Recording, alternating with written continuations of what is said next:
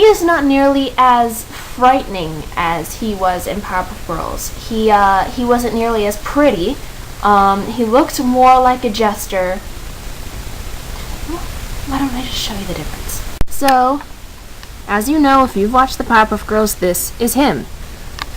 He is a red crab devil looking type thing, but, you know, when you're a young child, you don't exactly know that he's a guy until they actually say him.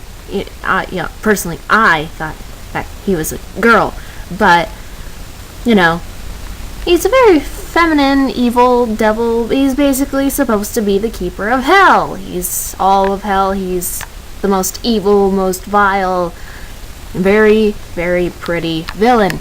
That is him from Powerpuff Girls. Now, here is him from Powerpuff Girls Z. Oh my god, it's small. I don't have very many pictures of him, actually. Okay, so this is somebody's drawing of him from Powerpuff Girls Z. Now, of course, you know, he still looks a little, you know, feminine, but he's not quite. He looks, let's see, he looks kind of silly and comical instead of devilish. Now, the design would have been a little bit more tolerable if they had given him more attributes of the original him, like the reverberating voice that we've come to know and love. He didn't have a reverberating voice, and that was one of the creepy aspects about him. He spoke, you know, in the high-pitched voice, you know, like, oh, I'm happy, and I'm going to speak like this the entire time. But he didn't go down to that low, angry voice that always took you by surprise and made you go, whoa. I don't want to mess with him.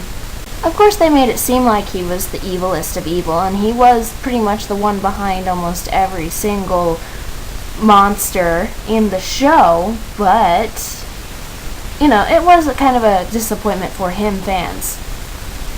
Otherwise, it still was a pretty good show. I mean, of course, Japan had to make their own differences in the show. They couldn't have it exactly the same. Otherwise, it wouldn't be, you know, an original show. Well, obviously it's not original, but it's, you know what I mean. But speaking of the Powerpuff Girls, I also recently watched all of the seasons from start to finish. You know, seasons 1 through 6, including the 3 pilot episodes that were done in like 91, 92. And I noticed that come season 5, you know, episodes after the movie became a lot less violent and fighting oriented and stuff. And I think it's because of the way cartoons have changed. Because Powerpuff Girls was a violent show. I mean, you know, it was pretty violent for, you know, I mean, parents now would probably be like, oh no, too violent, blah blah blah. So it calmed down later, and it was a little bit of a disappointment. But when I watched the pilots today, and I watched the very first one, and I guess I was a little taken by surprise when it started out with sugar, spice, and everything nice. These were the ingredients chosen to make the perfect little girl, but Professor Utonium accidentally added a can of whoop-ass to the concoction. Literally, it was a can that said whoop-ass on it. And it said, thus the whoop-ass girls were born. And it was called whoop-ass stew instead of Powerpuff Girls. So I guess maybe they tried to create the show as whoop-ass stew with the whoop-ass girls. But the next 2 pilots became the Powerpuff Girls. But it was funny. I was like, really? No wonder it didn't catch on, though. I didn't think that they were going to put a show that's called Whoop-Ass Stew on Cartoon Network. Probably would have made an interesting, more adult show to go on, like, I don't know, Adult Swim or something like that, if they made, like, you know, a super violent version of the Powerpuff Girls. Whoop-ass stew with blood and guts and cursing. Cursing. So I found that kind of entertaining. I'm gonna take a little break, and then I'll come back. Alright. I'll be right back, I'll be right back. Ooh.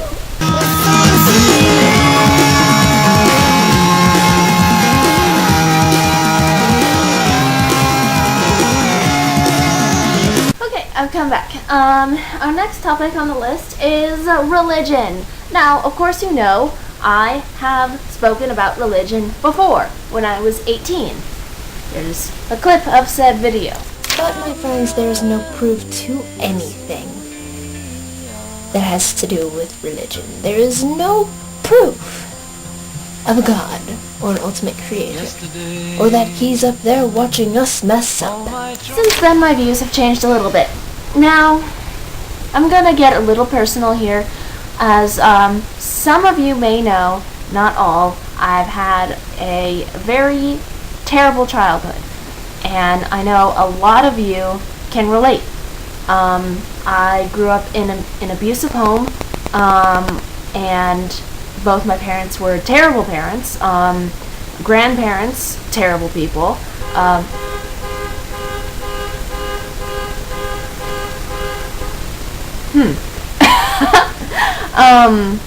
Really the only family member I can count on is my half-brother, because he also went through mom's shit, and he knows stuff, and he knows how I feel, and, you know, he's basically in the same boat I'm in.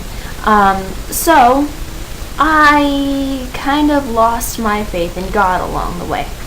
I became, well, for like, I don't even know how long I considered myself satanic, because I was going through this morbid, like, goth phase, but I quickly moved out of that into atheism. No, I was atheist before I was satanic, and then I was atheist again.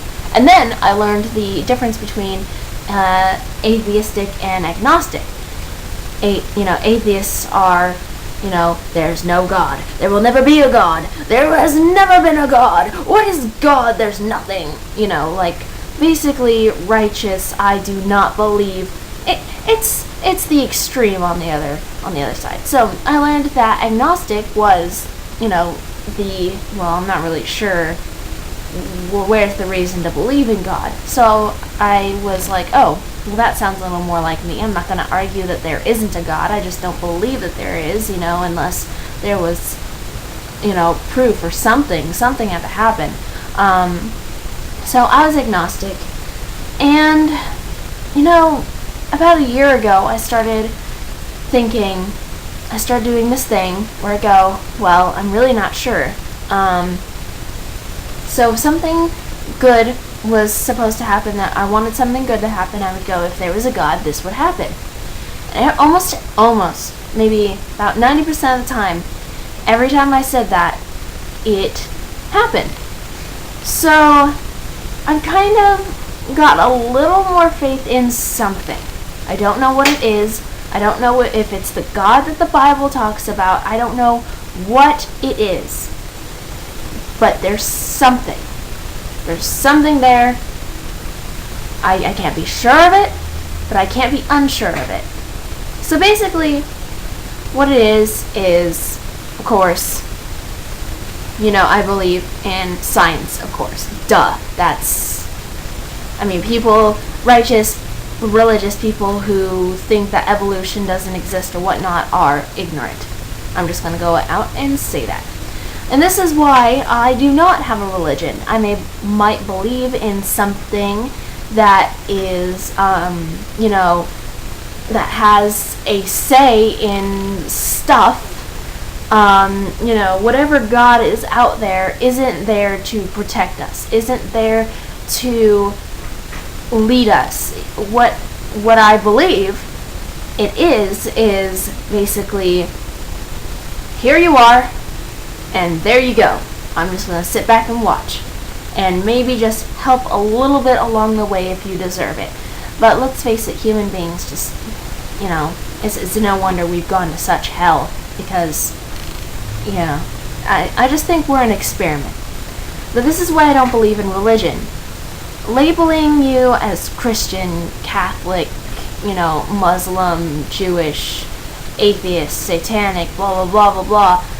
It gives you false hope, I think. I think religion makes you think that you can do certain things because your religion says a certain thing. I don't believe in going to church. I don't believe in worshiping something. I don't believe in having a religion or labeling yourself as anything. As if for me, I am nothing. If you tell me what religion are you, I'm not going to say agnostic. I'm not going to say Christian. I'm not going to say anything. I'm going to say I don't have a religion. Somebody asks, why, or are you atheist or agnostic? Then maybe, perhaps, I'll explain it in a very short, detail. But, I think that,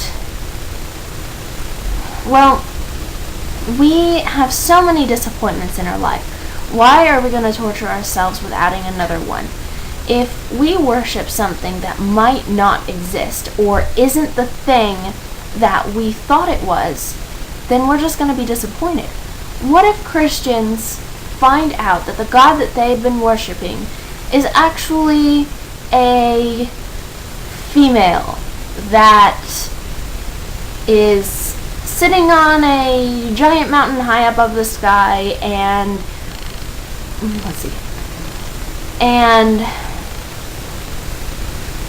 kissing another girl? How about that? or what if God is a cat? That's just wandering around the earth, that's immortal, that's like, haha, I'm a cat, but you don't know I'm God.